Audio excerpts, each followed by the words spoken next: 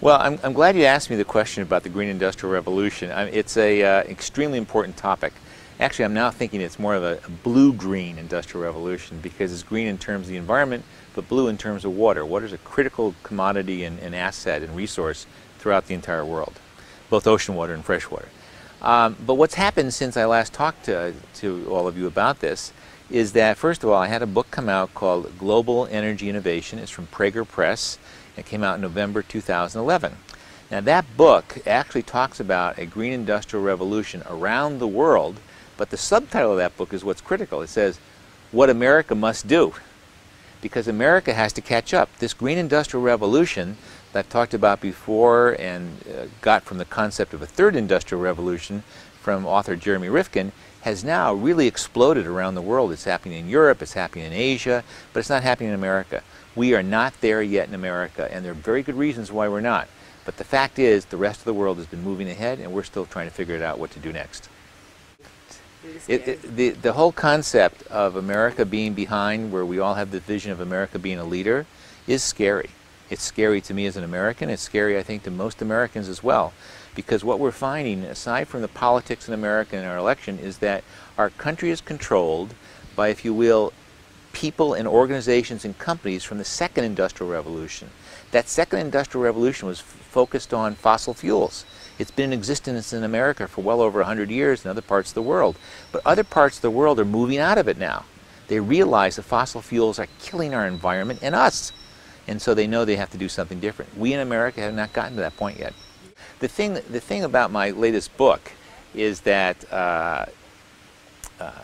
to be honest about it, the whole issue about getting into a third industrial revolution, to me, was important, but I think we have to recognize the fact that that's got certain meanings to it, and it's important to realize that green has another aspect.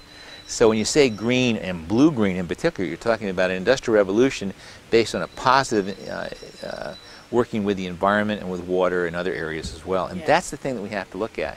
And I might make another comment too, is these industrial revolutions have a lot in common. If you think about going back 100 years, both in America and here in Europe, these industrial revolutions started because people started making combustion engines for trains and for cars. And in that process, they needed oil and gas, particularly oil at that time. So those things would flare up and cause a explosion, if you will, and covered by the engine, and that would provide you the motor to go. That's a whole different kind of technology. That's called mechanical engineering. This green, blue industrial revolution today is more dependent on chemistry, electricity, even physics. In other words, it's not just engineering for mechanical issues, it's electronic engineering. Any car you drive today, any new car that you get, you have an enormous amount of electronics in the car versus what you used to have even 5 years ago. Yes. That's what we're seeing. That's a whole new revolution. By the way, can I make one other point on that? The industrial revolutions, and I want to make sure that your audience understands this, every single time there's a major change in any society around the world, governments have a role in it. I don't care what Ronald Reagan said, because he was wrong. I don't care what Margaret Thatcher says, she was wrong. Go see the movie, The Iron Lady, you'll see that she was wrong. The fact of the matter is, governments have a very strategic role in not only helping these revolutions, but also sustaining them, with tax breaks, finance, giving land away, environmental issues, all sorts of things. And that's what happened in the first and second industrial revolution in particular, and what needs to happen now in our green-blue industrial revolution.